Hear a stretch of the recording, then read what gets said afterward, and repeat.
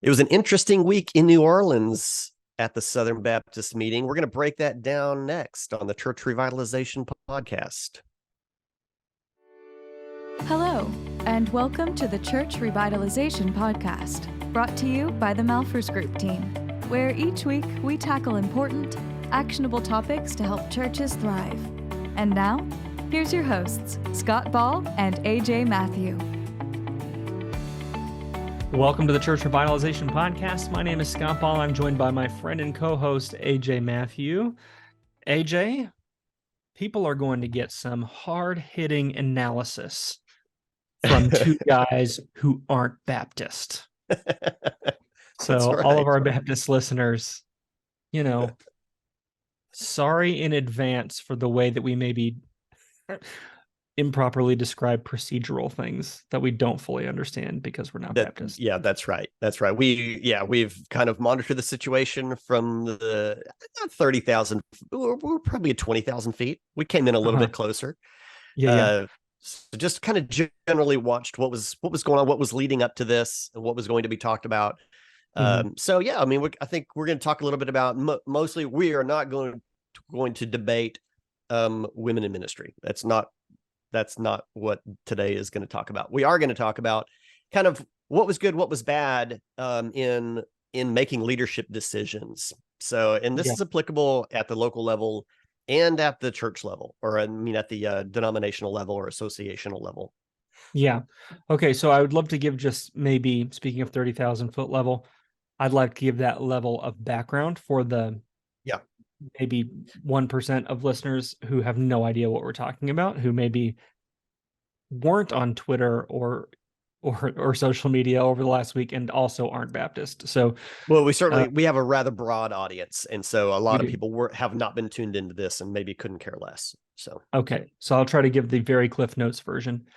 Essentially, there has been a debate within the Southern Baptist Convention that dates back at least a year or so,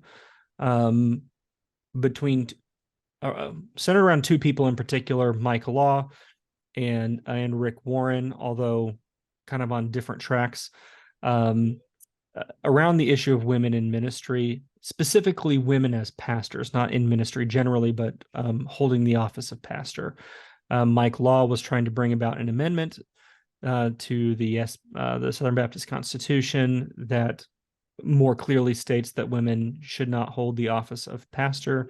And Rick Warren was attempting to fight back against a disfellowship. Saddleback had been disfellowshipped because they have, I think, 11 women on staff who hold the title of pastor, campus pastors, and things like this. So that's my understanding, roughly. And so then it was being both of these things were essentially being brought to the floor, but the most heated debate was around Rick Warren and his defense of himself and his attempt to try to overturn his church being disfellowshipped. And so I think what's important, where we're wanting to spend a little bit of time in today's episode, is talking about some leadership lessons, both maybe sort of negative things to learn about from Rick Warren. Again, we're not debating his position, but kind of the way in which he conducted himself versus the SBC and some of the machinations there, some good, some bad, and just break that down. Is that a broad enough overview of the state of play? Yeah. Any critical detail I missed? No, I want to point out, to my understanding, I don't think there was never it was never up for debate whether the position of the SBC should, begin to allow women as pastors. That they were not debating that foundational point. There was not exactly. No. So they were more so debating how to maintain, whether they would maintain existing language and the spirit of that language. Yeah, well, I think, again, anyone who's a real Baptist who's listening to this, and I know we have lots, hundreds of you, so you push back in the comments if we've messed this up. But my understanding is, yes, the SBC has a clear or relatively clear, has had a relatively clear complementarian position on not allowing women as pastors, but there's been maybe just some laxness in that, the application of that in recent years, and as many as something like 1,000+ churches have women in some sort of a pastoral role, not senior pastor role. I don't think there are 1,000 Southern Baptist churches that have female senior pastors, but some other pastoral role. And so the question was, are we going to enforce the standard? Do we mean this or not? I think was at the debate, or is this something we can more or less ignore and go, well, this is our standard, but we'll kind of just turn a blind eye to these other instances. I believe this was the core of the debate. Yeah. All right. Well, I'm going to kick us off, Scott, because the thing that was most important to me in how this was going to play out was I am just firmly behind the SBC maintaining their position on this. So as they've by history and by documentation been complementarian. To me, the most important thing, if they were to be able to maintain broad unity and fellowship in the denomination, was that they maintain and enforce. Basically, they just needed to enforce the rules. And the reason I feel so strongly about this, disunity in the church is a big deal to me. And I've hated to see this happen in other denominations that have ended up splitting. And the reason those splits end up happening, for the most part, from my perspective, is a lack of leadership by basically enforcing. I mean, the role of the leaders of the local church at the denomination level, similar to the elders in a church, are supposed to protect and defend the position of faith. And if you don't do that, and you begin to let one over here and one over here and one over here be slightly different or vastly different, and that's allowed to go, it's a cancer, and it begins to change. You begin to then have too many to be able to reconcile and bring return order to the position. And we've seen that in other denominations, and it's happening right before us, certainly in the Methodist Church. And I think you can squelch that if we firmly believe like this is the right position, we have to, at the leadership level, we have got to deal with that. And so to me, it would have been a grave mistake to have this great big thing that has become very public and say, yeah, okay, we will go ahead and let them stay. And I'm speaking specifically about Saddleback now. Very, very visible church. If they said, and they didn't, I mean, it came down where they maintained their position. If they said, okay, you can come back in, you can be part of this, you don't have to be like everybody else in this rather important topic for the denomination. To me, that would have been that the day that vote happened and went that way would have been the beginning of the end. I think that would have been the beginning of a broad split, and it might have taken years, but I think we could have traced it back to that vote. They didn't. So I think they got it right by saying, no, this is us. And it's okay for you. It's all right if you want to do your thing, but if you want to call yourself one of us, we've got to align on this important topic. So to me, they got that right. I think they maintained what they should have done. Yeah, I think that this is important. This is an area, like, just for our listeners, AJ and I have slightly different views on the issue overall, but this is an area where he and I both agree 100%, which is, if you are a denomination, and I know that the SBC would say we're not a denomination, we're a cooperation of churches. Using that term loosely here.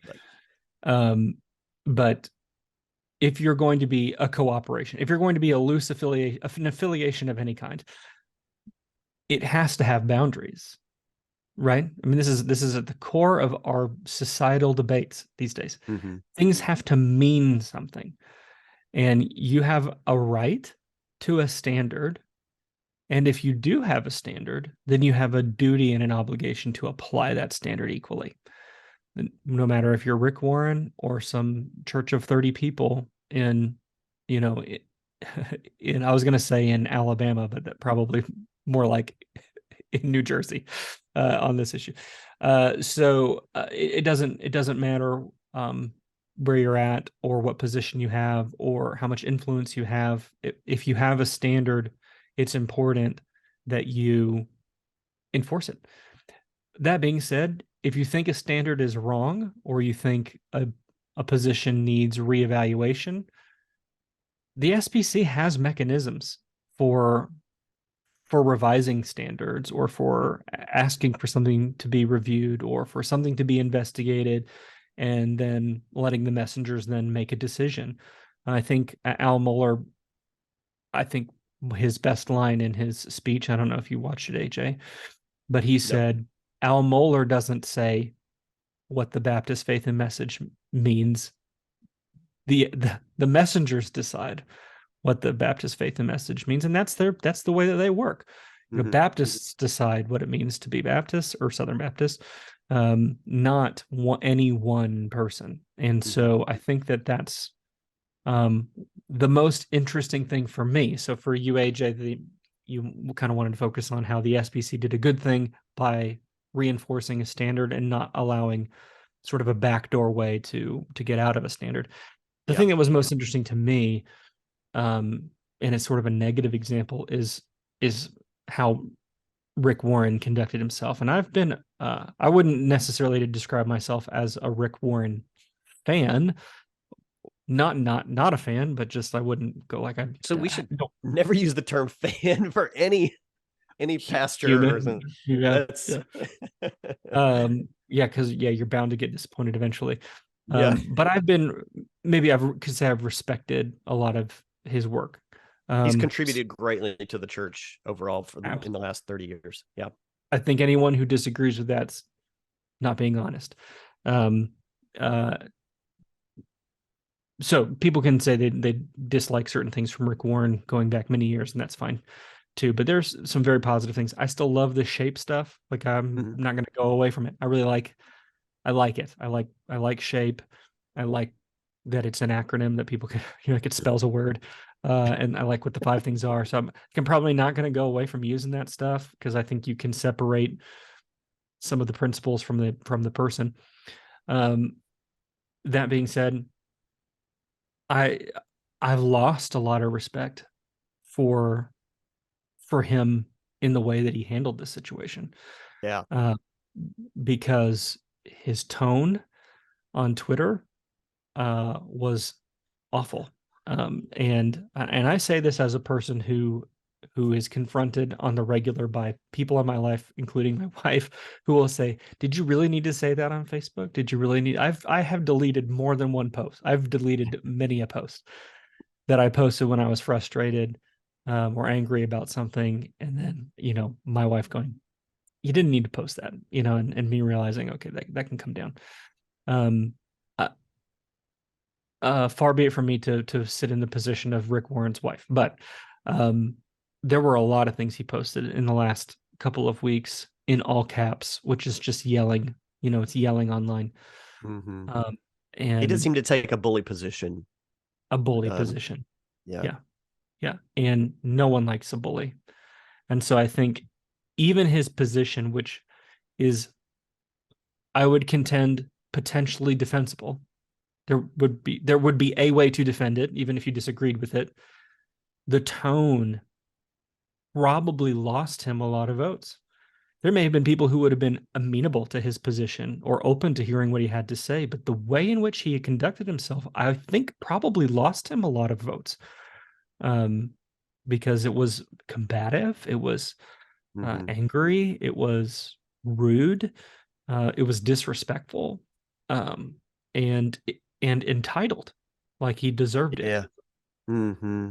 And I think there's a real lesson for all of us in that. And I'm not sitting in it again, like I mentioned, I've said a lot of things on social media that I know I should not have had. So I'm not sitting in a position of judgment on Rick Warren. I'm sitting here going,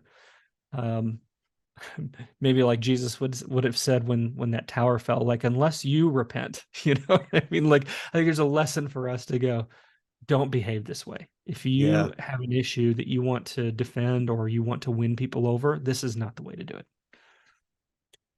Yeah, I agree. Again, we definitely agree on this, Scott. Yeah, it just wasn't it wasn't winsome in nature, and that's how we're supposed to conduct ourselves. So yeah, I mean, he was clearly using his high level of influence, which I think you've got to be conscious of that. If you know you're an influential individual, and he cannot ignore that. With a large social media following, and I mean people all around the world, I think with that comes great responsibility. And so if his conviction at this point, I don't know when he began to verbalize, a perhaps less than complimentarian position on this. If he began verbalizing that to his church years ago, I wouldn't know. But again, as you said, he could have been working with the executive committee, like, hey, I think we should begin to talk about this. Let's begin to open up this topic again. But that could have been happening 5-10 years ago. And I don't know, maybe it was. Maybe he was bringing that up, and they kept saying, no, well, that's not up for debate anymore. That's a settled issue for us. In which he was 100% free to say, we don't necessarily need to. We don't need to put it on the website anymore that we fellowship with the SBC. There's no copyright on the word Baptist. There's, you can go be. Well, they don't even. They're not any church that they're you Saddleback. They're Saddleback Community Church. They've never put Baptist in their name in the first place. And so there's multiple instances where he's claimed to not be Southern Baptist. None of this makes sense to me. I don't understand why what was he trying to accomplish? It seems like all he was trying to accomplish was to change a rather core position for thousands of churches, because that has become a conviction for him personally. Yeah. And yeah. I don't see value in trying to wield a sword that big. Yeah, and my biggest problem with it is tone. You've got to think about, how am I trying? And again, maybe this sticks out the most to me because this is something I also sort of battle internally. Like, when I feel a strong conviction about something, my knee-jerk reaction is to be very intense about it, rather than try to win others over, Yeah.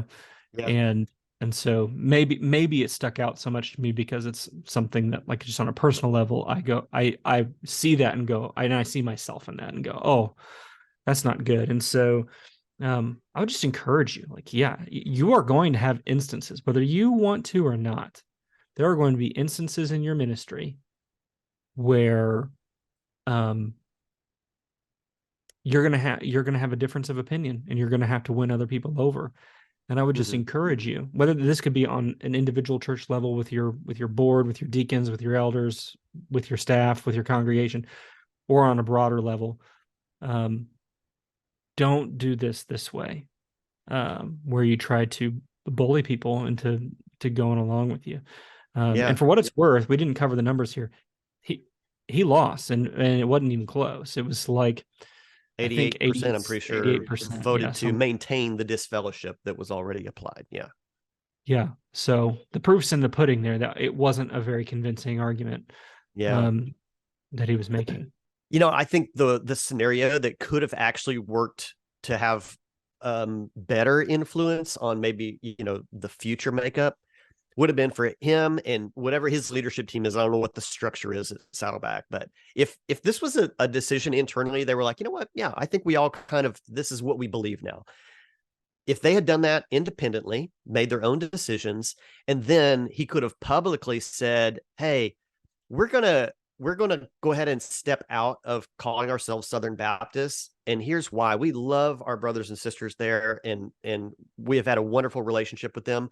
We've kind of changed how we think about things and gone about it that way, and like gracefully remove themselves from it and just let that huge elephant that they are have the natural influence that it might have throughout Christendom at this point. And just left it at that may have had more influence over, other churches that might have sent messengers that had a different position, not quickly, but over time. So if he's trying to influence and change the church, that probably would have yielded greater results over a longer period of time. But instead, it seemed like he wanted like immediate change. And let's just throw our muscle at it and see if we can just rip the Band-Aid off and make something happen super fast. Yeah, it really was interesting. It really felt like his argument basically was, you must allow me to have a different position. I'm entitled to not agree with you, and you have to accept me. Yeah. It's weird. It'd be like, I don't know how to describe it other than like, I guess if you were in high school. It almost doesn't need any examples. It is what it is, I mean. Yeah, it's like you're in high school and your girlfriend breaks up with you, and then you come back and you say, no, you must allow me to date you. It's like, what are you talking about? Like, no, I Even don't. though I've decided it's okay if I have two girlfriends at the same time, but you have to be one of them. You have to. Yeah. It's like, no. That's not how this works. So again, we're not debating the merits of the issue at hand. I think you and I both agree that there are well-intentioned evangelical Christians who share different views on the topic of women in ministry. So that's not the core of the discussion here. It's how to go about defending your position, and I think that I can't more. It's because I maybe have some past respect for Rick Warren that I'm so troubled by how he handled himself. It felt petulant. Like it felt very immature. I'm like, this man who's been in ministry for, I don't know how long, 40 years. Yeah. This is, wow. I mean, what must it have been like to sit on his board? I just can't. It wasn't graceful. It wasn't kind. Yeah. It wasn't and just was seeing no fruit of the Spirit in the way in which that was going. And we are, again, I'm not sitting in the place of judgment, because I would want you listeners to call me out so that I could maybe repent and go, you're right. I could have acted differently. Because this isn't it. This is not how you get stuff done. Yeah. It did seem to lack humility and favor. Yeah. Cooperation. It was very weird, very strange. It was weird. Yeah. Does he have a tumor? Has anybody checked? Is he okay? Maybe get a medical evaluation. Yeah, that's actually not a bad question, because it feels so weird. I'm like, oh my, surely this isn't how he always conducts himself with people. Yeah. Because it's like, where is the all caps rage coming from on Twitter? It's weird. Right. You had a good point before we went on air, Scott. I know one of his positions he was pushing was like, he did the math on like the number of words in the faith message and the number of words that he disagrees with is like one, and he wrote out 99.9999999%. But every word, doesn't have the same weight as every other word. And there's the letter of the law and there's the spirit of the law. And I think the SBC had both on their side in this case. So, I think it's disingenuous and a little immature to say, look, it's one word that we disagree on, when that one word is really, really large in the faith message overall, in the beliefs of the majority of those churches. I have no other way to describe it other than childish. This is the kind of thing that my 10-year-old will say. You said blah, blah, blah. Right. And I'm like, yeah, but you understand what I meant when I said this. You know what I mean? Yeah. You know what, AJ, I hadn't even thought of that. I know you were kind of halfway joking, but I do wonder, I'm like, what's going on? Because I want to give him the benefit of the doubt. Like, something weird is happening. It's more than just he's changed his position. He's entitled to do that. He's entitled to go, you know what, I've studied this issue and I have a different perspective on it now. And we want to emphasize, I really believe you can be a well-intentioned, Bible-believing, evangelical Christian and have a different view on this than the Baptists do. That doesn't negate the Baptists' ability to enforce a standard. Like they're allowed to have, they're entitled to a standard and they're entitled to enforce. In fact, I think they're if you have a standard, you're obligated to enforce it. What's weird to me is the behavior. It's not his position's not weird. The behavior is weird. And I just want this episode, I guess, more or less to be like a cautionary tale. Like, don't behave this way. If you're a leader, you'll lose a lot of respect and you won't win your position. Yeah. I mean, he's lost more than just his church being fellowship. I think he lost a lot of respect from people who did. I had a lot of respect for him. I've lost some of that. I'm giving him the benefit of the doubt because we all have bad moments and seasons. But I hope that at some point he maybe apologizes, not for his position. If it's a conviction he holds, he doesn't need to apologize for his view. Yeah. But his behavior. Yeah. That would be good. All right, Scott, let me bring around a bit of a comparison into our, more of our space, church revitalization, church health, and specifically in discipleship, because again, I kicked us off talking about the SBC has a position they've got, and this is what the reason they have that is. Well, it's a variety of reasons, but one thing would be like, all right, I am familiar with the SBC faith and practices. I'm looking for a church, or maybe I've moved, and I can trust that if I go to an SBC church, it's probably going to be pretty close to what I know. Yeah, I know what to expect. So bringing this into, the things that we work on in the church, this comes up a lot when we begin talking about in a discipleship pathway, in the space of like Sunday school classes, small groups, fellowship groups, community groups, whatever your church might call it. And we often walk into churches in which these are total free-for-alls. Like there's no standards. Nobody is checking in on things. We don't really know what's happening. We generally have an idea, like, the Davis group kind of does things like that. The Johnson group is like this. Or if you go to, Dr. So-and-so's Sunday school class, he's always really rigid and is like this, but, so-and-so is different.